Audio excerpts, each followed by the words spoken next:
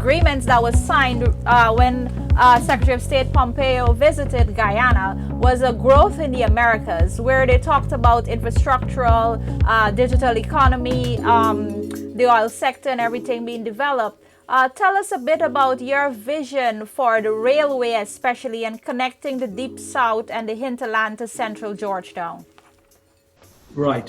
The Growth in Americas agreement is a welcoming initiative for Guyana.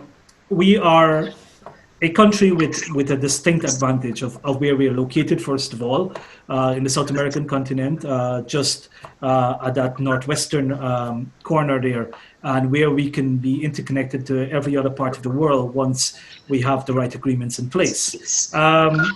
It has been talked about for quite some time that one of the things that we need to do is to develop the interconnectivity of the regions in Guyana. And then where we need to understand what each region can provide towards the productive sectors and the economy as a whole. Building a railway from the deep south of the country towards the capital will be great for Guyana, because we can look at trade, more advanced trade with Brazil in particular. And this is something that is not new. It has been spoken about for quite some time, from the early 2000s and moving forward. And one of the things is that Guyana will also, aside from developing shore bases for the oil and gas industry, we also need a deepwater harbor, which is modernized port facilities that can allow for larger vessels and more efficient trading. Now, a railway system is a welcoming system, and it's something that has been talked about for quite a while, and it will take a large amount of investment to get that going. But my personal view is that there are two systems in which we will need to have. We will need to have the road, and we will need to also have a railway system that might primarily be driven on freight demand alone, and not just passenger cargo. And the railway system will be better for freight, because the terrain on the roads that will be built connecting the deeper south of the country to the capital and other related parts along the coast are very much different. So we will have to look at those type of systems and see how best we can look for the interconnectivity. But I think a railway system, as it relates to freight and cargo, will be very much needed in Guyana in the medium term.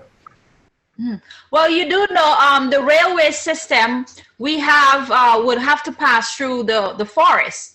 And we have that entire sustainable development forest and the conservation. What are your take on and your concerns about whether this railway would pass through the sustainable forest?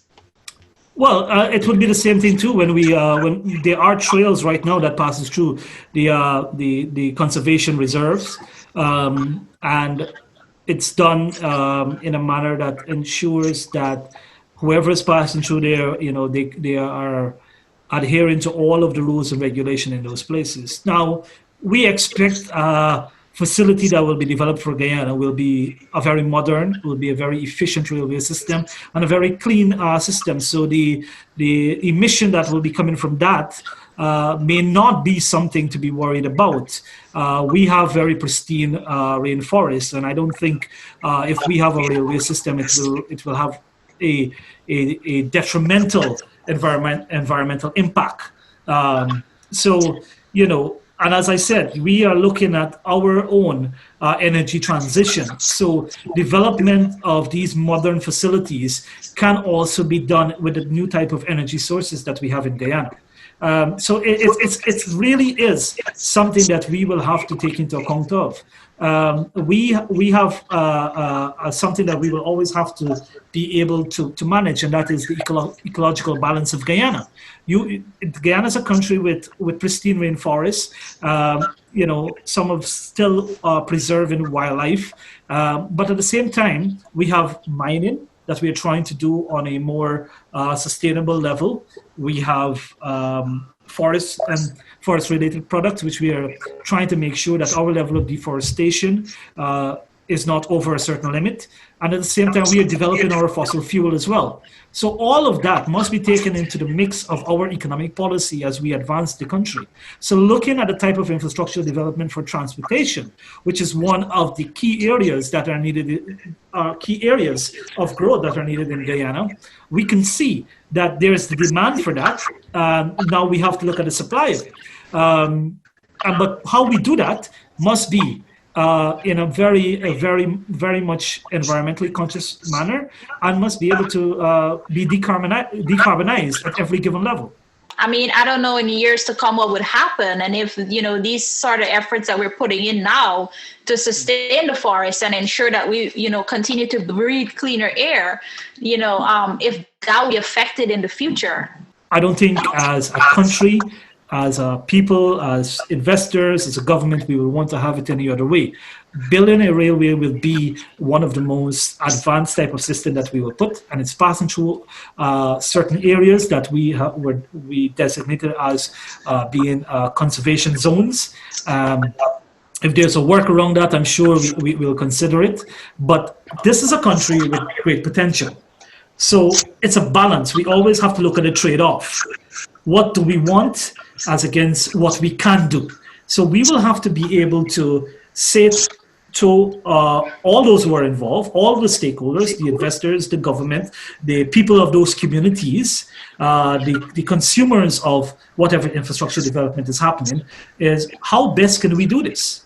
Because we know that there will have to be some costs involved. And those costs are not just financial costs. There will be some environmental costs involved. But what will we do to be able to trade off that cost? Is there another area in the country that we might designate as a conservation zone so that we can trade off whatever negative environmental impact we're having onto that new conservation zone, so that we don't lose the dignity of our ecological balance?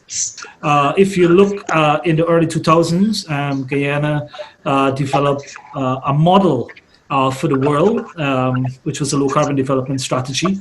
And it was adopted by a few countries, or the type of system. The former government looked at green development, which they call the green state strategy development, I believe it was called. But of course, there were a lot of factors in that came from the LCDS and also the Sustainable Development Goals. And Guyana is a signatory to the UN Sustainable Development Goals, and protection of the environment is one of them.